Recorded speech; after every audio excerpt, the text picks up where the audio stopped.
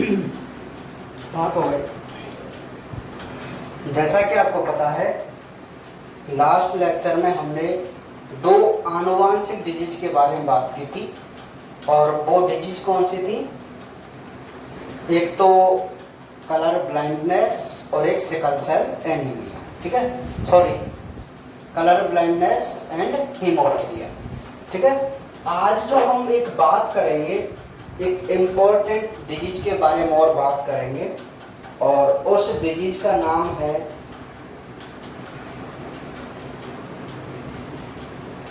Sickle cell anaemia, जिसको हिंदी में दात्र कोशिका अरक्तता कहा जाता है। क्या कहा जाता है? दात्र कोशिका अरक्तता। दात्र का मतलब होता है हंसिए की आकृति की। दांत मतलब दराती हंसियां की आकृति की। ठीक है, तो सिकल सेल एनीमिया भी एक बहुत इंपॉर्टेंट डिजीज होती है। ठीक है, अच्छा, ये जो डिजीज होती है वो ऑटोसोम गुणसूत्र के कारण होती है, अर्थात लिंग गुणसूत्र का इससे कोई संबंध नहीं है ना। हाँ, और ये जो घटना होती है सिकल सेल एनीमिया की, वो मुख्य रूप से म्यूटेशन के कारण होती है। म्यूटेशन, जिसको हम उत्परिवर्तन कहते हैं। क्या कहते हैं? उत्परिवर्तन। तो म्यूटेशन के कारण ये घटना घटित होती है, जिसको हम सिकल सेल एनीमिया कहते हैं, है ना भाई? डस्टर पकड़ लिया। ठीक है, तो समझ में आ गई बात, सिकल सेल एनीमिया। अच्छा, उत्परिवर्तन के कारण होती है डिजीज, है ना। चलिए, तो हम देख लेते हैं कि आखिर ये डिजीज कैसे होती है और इसका क्या सिस्टम होता है ना। सबसे पहले मैं इसके बेसिक कंसेप्ट की बात करूं तो देखिए, एक हीमोग्लोबिन का आपने नाम सुना है, हीमोग्लोबिन। और हीमोग्लोबिन है जिसमें हीम प्लस ग्लोबिन होता है। हीम तो है ही आयरन, और ये जो ग्लोबिन है वो क्या होती है? प्रोटीन होती है। क्या होती है? Globin protein. और प्रोटीन का जो निर्माण होता है वो किससे होता है? अमीनो अम्ल से होता है। किससे होता है? अमीनो अम्ल से होता है। अब प्रोटीन का निर्माण होता है अमीनो अम्ल से, होता है नहीं होता? हमारे पास 20 प्रकार के अमीनो अम्ल होते हैं 20 प्रकार के, जिनके क्रम होते हैं, अमीनो अम्लों के क्रम होते हैं, नंबर होते हैं। ठीक है, और मैंने आपको 11th क्लास में भी हमने आनुवांशिक कोड कोडोन के बारे में बात की थी, अगर आपको याद हो तो, की थी ना। तो वहां पे मैं एक बात आपको बताऊं कि जो आनुवांशिक कोड होते हैं या एक कोडोन होता है, वो एक ही अमीनो अम्ल को निर्धारित करता है। हमने अनुवादन की प्रक्रिया में पढ़ा था, अनुलेखन और अनुवादन पढ़े थे, वहां हमने देखा। ठीक है, तो देखिए, ये तो छोटी सी बात है कि भाई एक हीमोग्लोबिन होता है, और हीमोग्लोबिन में एक प्रोटीन की श्रृंखला होती है, क्योंकि प्रोटीन से बना हुआ है, तो प्रोटीन की श्रृंखला पॉलीपेप्टाइड श्रृंखला होती है, और पॉलीपेप्टाइड श्रृंखला में क्या होंगे? फिर अमीनो एसिड होंगे। पता है ना आपको कि दो अमीनो एसिडों के मध्य जो बॉन्ड बनता है उसको हम पेप्टाइड बॉन्ड कहते हैं, और जब बहुत सारे बॉन्ड बन जाते हैं तो उसको हम पॉलीपेप्टाइड श्रृंखला बोलते हैं, है ना। और कई सारे पॉलीपेप्टाइड से हमारी ग्लोबिन की श्रृंखला बनती है। ठीक है, तो देखिए, सबसे पहले इसकी हम परिभाषा देखते हैं कि सिकल सेल एनीमिया क्या है। तो देखिए भाई, हीमोग्लोबिन की बीटा श्रृंखला में 6वें स्थान पर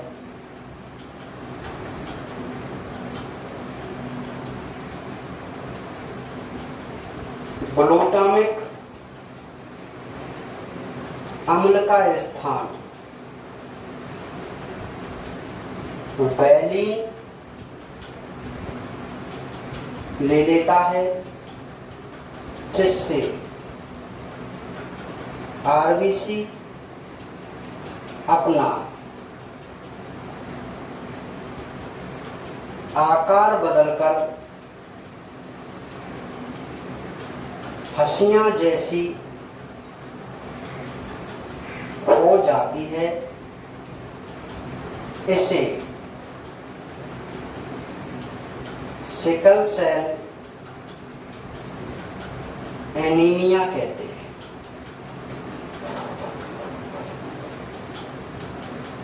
ये दोषपूर्ण आरबीसी O2 का परिवहन नहीं कर पाती। देखो बात समझिए आप, हम ये पढ़ रहे हैं कि आखिर सिकल सेल एनीमिया क्या है या दात्र कोष का अरक्तता क्या है। तो आपको सबसे पहले तो इसकी डेफिनेशन याद रखनी है। भाई आरबीसी की बात आ रही है, यहाँ पर किसकी बात आ रही है? आरबीसी की। तो आरबीसी के पास होता है हीमोग्लोबिन, होता है नहीं होता? और हीमोग्लोबिन के पास होती है प्रोटीन की श्रृंखला, होती है ना। और प्रोटीन की श्रृंखला बनती है अमीनो एसिड से, है ना। अब इसमें क्या होता है, क्या हीमोग्लोबिन की जो बीटा श्रृंखला होती है प्रोटीन की, उसमें छठवें स्थान पर ग्लूटामिक अम्ल आना चाहिए था। ग्लूटामिक एक अमीनो एसिड है भाई।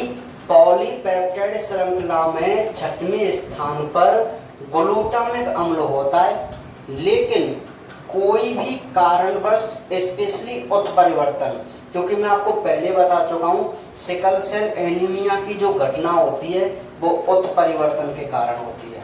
और उत्परिवर्तन से आप भली भांति परिचित हैं कि डीएनए के क्रम में अचानक कोई चेंजमेंट हो जाए तो उसे हम उत्परिवर्तन कहते हैं। और उत्परिवर्तन से ही जीवों में नए लक्षण आते हैं या नई जातियां बनती हैं। पढ़ा है हमने उत्परिवर्तन, बाद में पढ़ा है ह्यूगो डी ब्रीज का, ठीक है। हाँ, तो वो क्या कह रहा है कि हीमोग्लोबिन की जो बीटा श्रृंखला है उसमें छठवें स्थान पर ग्लूटामिक अम्ल होना चाहिए था नॉर्मल रूप से, लेकिन इसके स्थान पर कौन सा अम्ल आ जाता है? वैलीन अम्ल आ जाता है। और इस वैलीन अम्ल के आने से जो आरबीसी होती है अपने वास्तविक आकार को बदलकर, उसका जो वास्तविक आकार होता है वो अवकल लेंस जैसी होती है ना, उस आकार को बदलकर दरांती जैसी हो जाती है। मैं आपको बताऊं, बिल्कुल इस प्रकार हो जाती है ऐसे, ठीक है, दरांती जैसी हो जाती है। तो इस डिजीज को हम सिकल सेल एनीमिया कहते हैं। क्या कहते हैं? सिकल सेल एनीमिया कहते हैं। आपको जब भी सिकल सेल एनीमिया का से क्वेश्चन आए तो सबसे पहले आपको यही डेफिनेशन बतानी है। अब डेफिनेशन आप अपने माइंड में सेट कीजिए। आप क्या लिखेंगे कि भाई हीमोग्लोबिन की बीटा श्रृंखला में छठवें स्थान पर ग्लूटामिक अम्ल का स्थान वैलीन ले लेता है, जिससे आरबीसी अपना आकार बदलकर हंसिये जैसी हो जाती है। और इसे ही हम क्या कहते हैं? फिर सिकल सेल एनीमिया कहते हैं। क्या कहते हैं? सिकल सेल एनीमिया कहते हैं, ठीक है। अच्छा, ये जो सिकल सेल एनीमिया वाली कंडीशन है, मतलब आरबीसी जब दरांती जैसी हो जाती है, तो ये जो दोषपूर्ण आरबीसी है वो क्या नहीं कर पाती? ऑक्सीजन का परिवहन नहीं कर पाती। अरे आरबीसी का मेन काम क्या है? हमारी बॉडी में O2 का परिवहन करना, जिससे ब्लड शुद्ध होता है। और जब ये दोषपूर्ण हो जाती है ना, या दरांती जैसी हो जाती है, तो ये क्या नहीं कर पाती? O2 का परिवहन नहीं कर पाती। बात समझ में आ गई? तो ये तो थी सिकल सेल एनीमिया की डेफिनेशन। अब इसका एक इम्पोर्टेंट है आरेख। सिकल सेल एनीमिया का एक इम्पोर्टेंट आरेख है, और वह आरेख आप बहुत ढंग से समझना, क्योंकि आपको इम्पोर्टेंट रूप से वो बनाना ही है। ठीक है, तो देखिए भाई, सामान्य और उत्परिवर्ती, या मैं कहूं रोग। यहां पर मैंने दो पार्ट किए हैं। एक पार्ट में मैं सामान्य व्यक्ति की बात करूंगा और दूसरे पार्ट में रोगी व्यक्ति की बात करूंगा जिसमें सिकल सेल एनीमिया हुआ है। ठीक है, तो इस सामान्य व्यक्ति का जो डीएनए था,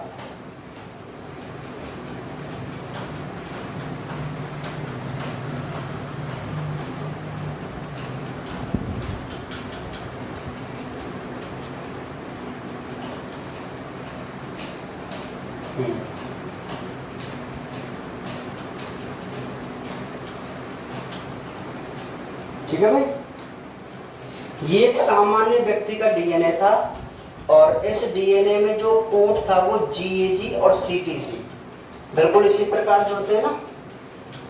आपने पढ़ा होगा प्यूरिन और प्रीमिडिन। प्यूरिन प्रीमिडिन से जुड़ते हैं, प्रीमिडिन प्यूरिन से जुड़ते हैं। देखो, एडेनिन और ग्वानिन ये तो थे प्यूरिन, और साइटोसिन और थाइमिन ये थे प्रीमिडिन। ठीक है, तो जो ग्वानिन है वो साइटोसिन से जुड़ता है, और बॉन्ड कौन सा होता था? Triple bond. और एडेनिन हमेशा किससे जुड़ता है? थाइमिन से। तो और उन दोनों के बीच बॉन्ड कैसा आता है? डबल हाइड्रोजन बॉन्ड, आप सभी जानते हैं, है ना। अब हुआ क्या, ये जो जीएजी है और सीटीसी है, ये एक सामान्य डीएनए था।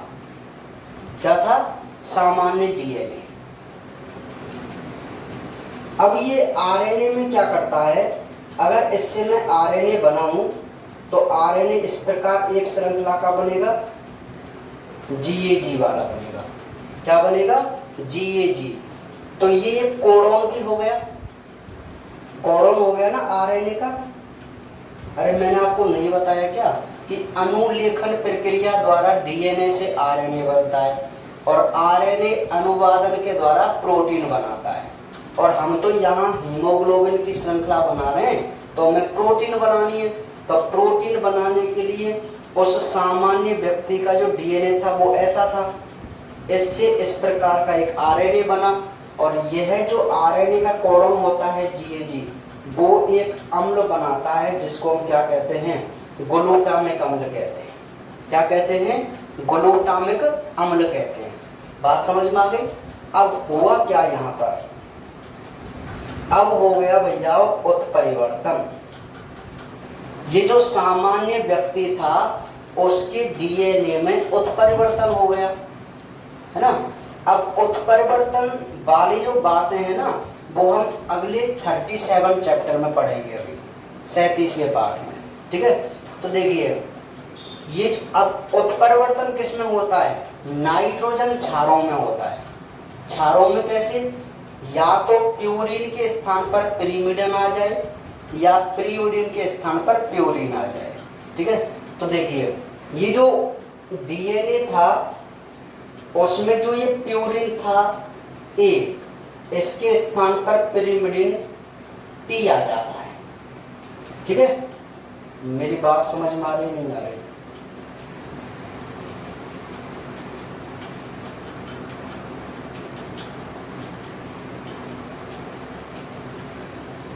ऐसे होगा ना।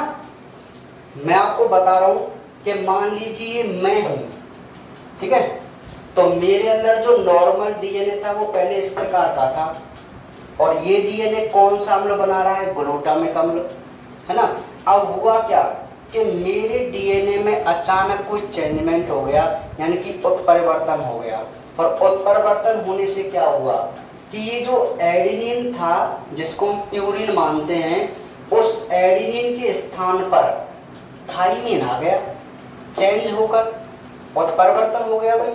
तो एनवायरनमेंट से या किरणों से, तो ये जो थाइमिन आ गया, तो ये जो आरएनए बनाएगा ना, तो आरएनए तो आप बताइए मुझे, जीयूजी बनेगा कि नहीं बनेगा? नहीं बनेगा, जीयूजी बनेगा ना। नहीं आई बात समझ में? नहीं आई क्या? एक मिनट देखो भाई, मैं ये कह रहा हूं, आप यहां थोड़ा कंफ्यूज हो रहे हैं। एक बार समझो कि आरएनए में थाइमिन नहीं होता, अगर आपको पता हो, और थाइमिन के स्थान पर क्या होता है? यूरेसिल होता है। क्या होता है? यूरेसिल। नहीं है आपको बात समझ में, है ना? देखो, ये GAG था, और GAG के रूप में अगर कोडोन हो तो वो हमेशा ग्लूटामिक अम्ल बनाता है। कौन सा अम्ल बनाता है? ग्लूटामिक अम्ल बनाता है। लेकिन इस व्यक्ति में उत्परिवर्तन होने से, क्या होने से? उत्परिवर्तन होने से जो प्यूरिन के रूप में एडेनिन था वह रिमूव होकर इसका स्थान ले लेता है पिरिमिडिन थाइमिन, डीएनए में, क्योंकि डीएनए में तो थाइमिन होता है। अब इसने जब आरएनए बनाया, इस वाली श्रृंखला ने जब अपना आरएनए बनाया, तो आपको पता है कि भाई आरएनए में थाइमिन नहीं होता। तो आरएनए जब यहां पर बनेगा तो टी के स्थान पर क्या आना चाहिए? यूरेसिल आना चाहिए। तो इसका आरएनए क्या रहेगा? जीयूजी वाला रहेगा। तो जीयूजी एक अलग कोडोन हो गया ना जीएजी से। तो जीयूजी जो निर्माण करता है वो वैलिन अम्ल का निर्धारण करता है। अर्थात जीयूजी जो आरएनए है वो वैलिन अम्ल का क्या करता है? निर्धारण करता है। तो अब आप समझो, छठवें स्थान पर जो ग्लूटामिक अम्ल बनना चाहिए था इस सामान्य व्यक्ति में, उत्परिवर्तन के कारण उस ग्लूटामिक अम्ल के स्थान पर क्या बन रहा है? अब वैलिन अम्ल बन रहा है। और इस वैलिन अम्ल के बनने के कारण जो हमारी आरबीसी होती है वो अपनी आकृति को बदलकर हंसिए जैसी हो जाती है ना? यहाँ पे जो थी वो हमारी एक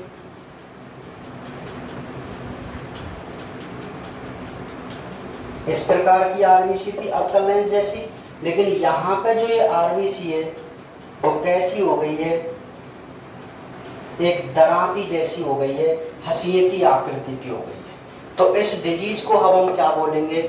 सिकल सेल एनीमिया बोलेंगे। क्या बोलेंगे? Sickle cell anaemia. तो आपको आरेख समझ में आ गया? आरेख बहुत नॉर्मल है, आप थोड़ा सा दिमाग यूज कीजिए। देखो, ये सामान्य व्यक्ति का डीएनए था, है सामान्य व्यक्ति का डीएनए, जिसमें हमने ये कोडोन लिए जीएजी और सीटीसी। अब ये जो जीएजी होता है अपना आरएनए बनाता है जीएजी के रूप में, और जब कोडोन जीएजी होता है तो वो हमेशा ग्लूटामिक अम्ल बनाता है अनुवादन प्रक्रिया के द्वारा, है ना? अब ये तो नॉर्मल व्यक्ति था, लेकिन अगर इसी नॉर्मल व्यक्ति के अंदर उत्परिवर्तन हो जाए, और उत्परिवर्तन अचानक हो जाता है, कभी भी हो सकता है। अगर उत्परिवर्तन हो गया तो उसके नॉर्मल डीएनए में क्या हुआ? ये जो एडेनिन था उसका स्थान थाइमिन ने ले लिया। अब जब थाइमिन ने ले लिया तो इस प्रकार का क्रम हो जाएगा इसका डीएनए का, और जब ये डीएनए अनुलेखन प्रक्रिया द्वारा आरएनए बनाएगा तो जीयूजी कोडोन आएगा, और जीयूजी कोडोन अपने अलग अमीनो अम्ल का निर्धारण करता है जो कि वैलिन होता है। तो बनना चाहिए था ग्लूटामिक, लेकिन उत्परिवर्तन की वजह से कौन सा अम्ल बन रहा है? अब वैलिन अम्ल बन रहा है। तो इसी कारण से जो आरबीसी होती है वो अपने वास्तविक रूप से बदलकर हंसिए जैसी हो जाती है और O2 का परिवहन नहीं कर पाती। इस डिजीज को हम सिकल सेल एनीमिया कहते हैं। ठीक है, फटाफट इसका आरेख बना लीजिए या आप इसका स्क्रीनशॉट ले लीजिए।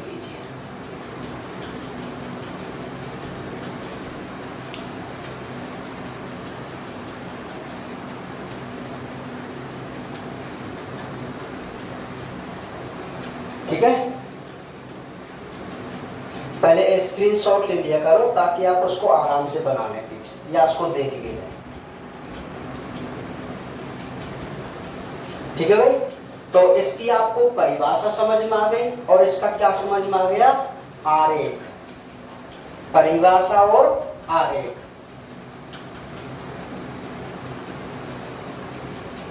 रख कर दो आपको।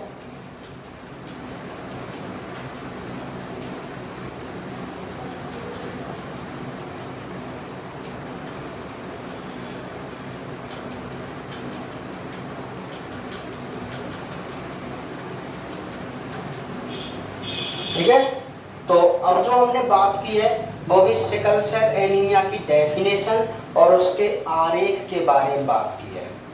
तो आप भली भांति समझ में गए होंगे कि सिकल सेल एनीमिया की डेफिनेशन क्या होती है और उसका आरेख कैसे बनता है। अब इसके बाद हम देखते हैं कि आखिर ये कैसे होता है या इसकी वंशागति कैसे चलती है। तो बहुत छोटी सी बात है कि हीमोग्लोबिन को निर्धारित करने के लिए दो जीन होते हैं, एक होता है HbA और एक होता है HbS। ठीक है, ये दोनों जीन हीमोग्लोबिन की श्रृंखला को निर्धारित करते हैं, है ना। अगर ये दोनों जीन विषम युग्मजीय अवस्था में हैं, अरे भाई हर के दो जीन होते हैं ना जोड़े में। अब मैं आपसे कह रहा हूं कि हीमोग्लोबिन की श्रृंखला के जो जीन है वो दो हैं, एक तो HbA है और एक HbS है। ठीक है, हाँ, अगर ये दोनों जीन, अब मैं हूं मान लीजिए, तो मेरे अंदर जो ये दोनों जीन है ऐसे HbA और HbS, तो बताओ ये समयुग्मजी हैं या विषम युग्मजी हैं? विषम युग्मजी है ना। समयुग्मजी तो ये होते हैं,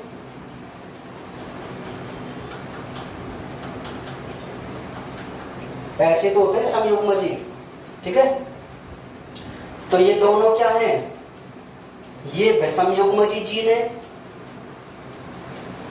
विषम युग्मजी, और ये दोनों क्या हैं, समयुग्मजी जीन है। क्या है, समयुग्मजी जीन। ठीक है, हाँ, तो अब नेक्स्ट बात इसकी हम सेकंड पार्ट में करेंगे।